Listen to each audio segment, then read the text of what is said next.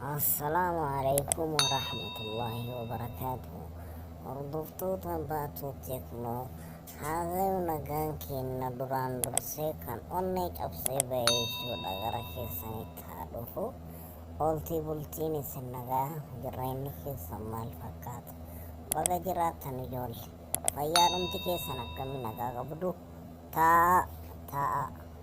Ol kaatanii warri dhaabataa jirtan taa'a. Galatooma. Har'a waa'ee WhatsAppii tokkoon isinitti fayyadeen dhufe. Waa'ee WhatsAppii kan isinitti himu kana maalirraan jalqabna? Waa lama qofaa isinitti illee hin dheeressu. Gabaabumatti isinitti hima jechuudha.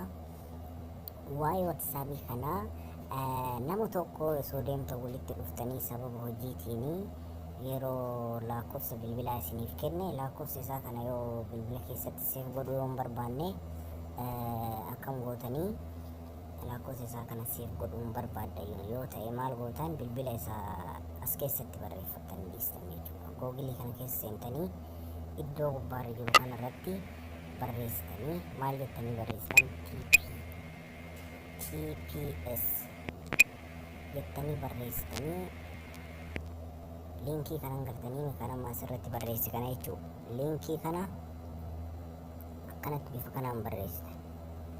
Bifa kanaan barreessitanii nama lakkoofsa nama keessa akka barreeffadde qaba. Bifa kanaan barreessitanii liinkii kana maal jettanii jalqabdan bifa kanaan barreessitanii bilbila keessaan badu bilbiluma keessa isiniif tura jechuudha. Haala kanaan asirratti dhiistanii maal isin fayyada kuni bilbila nama kanaa yeroo inni isin namni kun yeroo jedhetti yeroo inni meesejii isiniif barreesse meesejiin isaa kun iskiriin irratti waan ol ba'uuf nama san ta'uu hin beektan jechuudha. Akkana gootanii kaatanii bifa kanaan sarchi gootanii dhiistan. Sarchi yeroo gootan amma inni kun bilbila kana gadi fudha. Bilbila keessan irratti seef ta'ee jira jechuudha. Bilbila keessan keessa seenee jira kunuudha. As bilbila keessa informeeshinii waa'ee lakkoofsa kanaa keessa seenee jira. Cuftanii ofirraa dhiistanii achi booda meesejiin inni isiniif barreessu bifa amma ol ba'u kanaan bifa kanaan isinitti mul'ata jechuudha.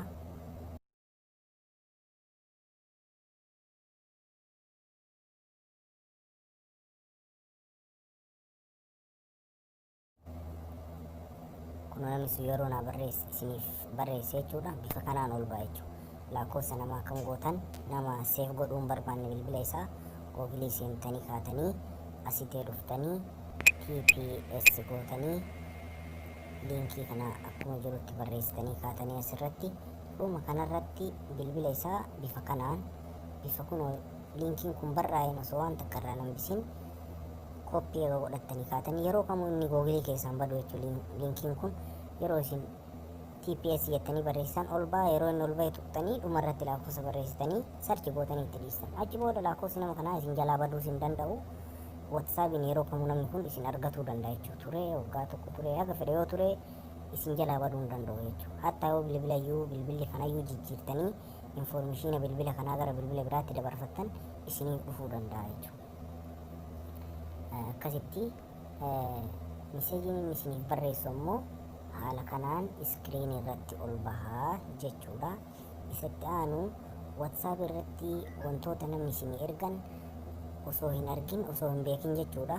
Akka tasaa ta'e isin jalaa yoo dileet ta'e waan san akkamitti deebisuu dandeettan, waan isin jalaa bade san akkamitti deebisuu dandeettan kan jedhu isinitti mul'isa.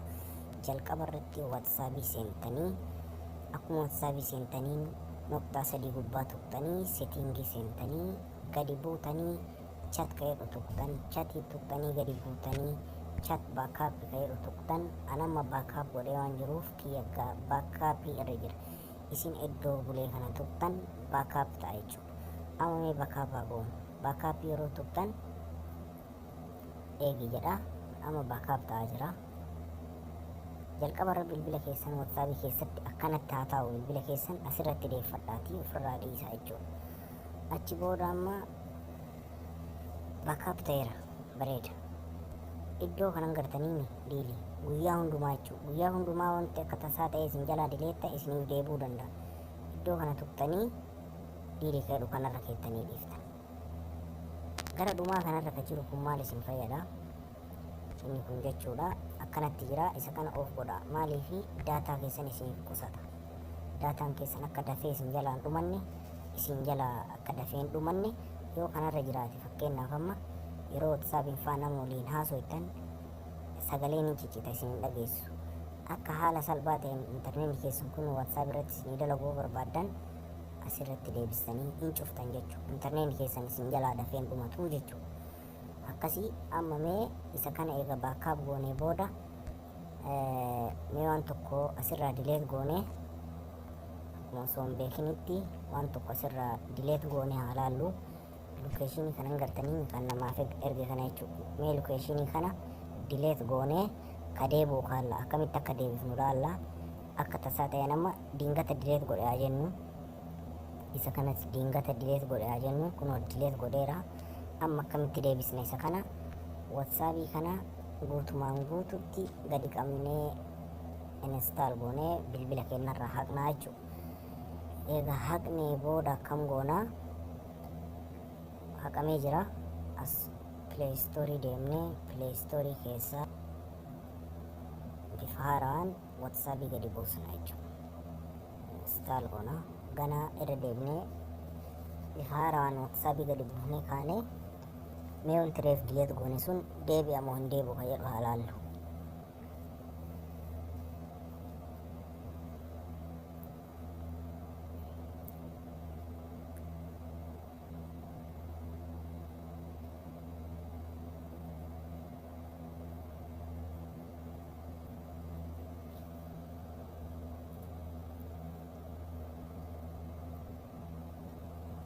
Open goona hin bantanii WhatsAppii bannee haa laallu.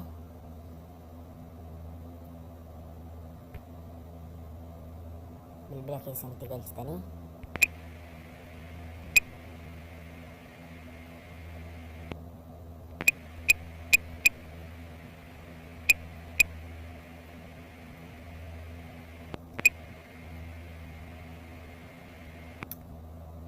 sirrii miti dhiifama.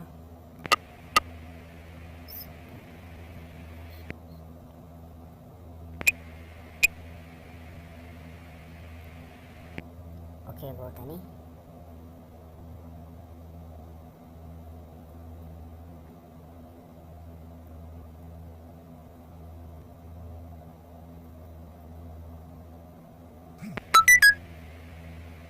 continue.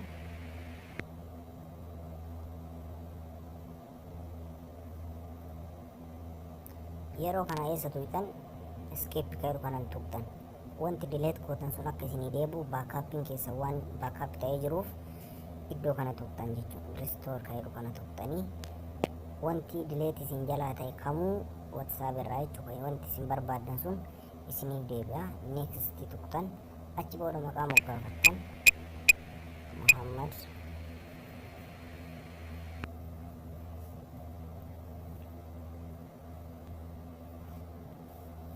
interneetii waan dadhabaa ta'eef dhiifama.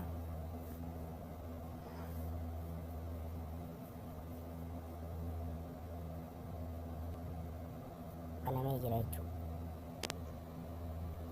Iddoo kana tuqxanii select baakkaappiin keessan guyyaa hundumaa wanti isin dagattan akka isinii deebi'uuf asirratti deebistan as tuqxanii kaatanii isa gubbarra jiru san tuqxan irraa dan gootanii mee amma reefu asii lokeeshinii eegnee turre kunoo hin jira. Lokeeshiniinis deebi'ee inni reefa gubbaa kanaa hin eegunoo du'aa nama asirraa haqame kunis deebi'ee lokeeshiniin kunis ka haqame kun deebi'ee jira jechuudha. Nama tokko yoo lokeeshinii isin erge akka tasaa ta'e yoo dileet isin jalaa ta'e lokeeshinii isaa san wanta haqame bifa kanaan deeffachuu dandeettanii jechuudha. Viidiyoon addaa asumarratti dhumata. Kabajamtoota maatii Baatuu Teknoo Baatuu isinummaan natti hima galatoomaa. Assalaamu alaykum warahmatullaahi wabarakaatuhu. Akhiiran اللهم صل على محمد وعلى آل محمد كما صليت على إبراهيم وعلى آل إبراهيم إنك حميد مجيد.